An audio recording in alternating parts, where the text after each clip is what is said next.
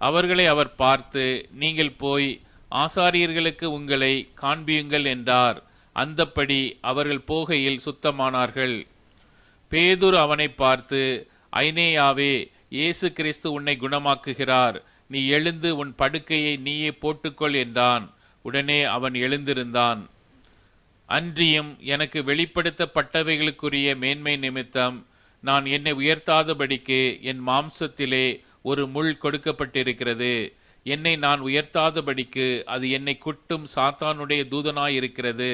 அது என்னை விட்டு நீங்கும்படிக்கு நான் 3 தரம் கர்த்தரிடத்தில் வேண்டிக் கொண்டேன். அதற்கு அவர், என் கிருபை உனக்கு போதும், பலவீனத்திலே என் பலம் பூரணமாய் விளங்கும் என்றார். ஆகையால் கிறிஸ்துவின் வல்லமை என்மேல் தங்கும்படி என் பலவீனங்களை குறித்து நான் மிகவும் சந்தோஷமாய் மேன்மை பாராட்டுவேன். முடமாயிருக்கிறது பிசகி போகாமல் சொஸ்தமாகும்படிக்கு உங்கள் பாதங்களுக்கு வழிகளை செவ்வைப்படுத்துங்கள். உங்களில் ஒருவன் வியாதிப்பட்டால் அவன் சபையின் மூப்பர்களை வரவழைப்பானாக. அவர்கள் கர்த்தருடைய நாமத்தினாலே அவனுக்கு எண்ணெய் பூசி அவனுக்காக ஜெபம் பண்ண கடவர்கள்.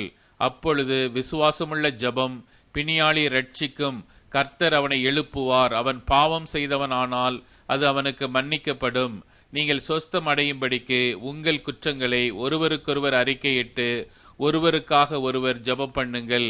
நீதிமான் செய்யும் ஊக்கமான வேண்டுதல் மிகவும் பலனுள்ளதாயிருக்கிறது.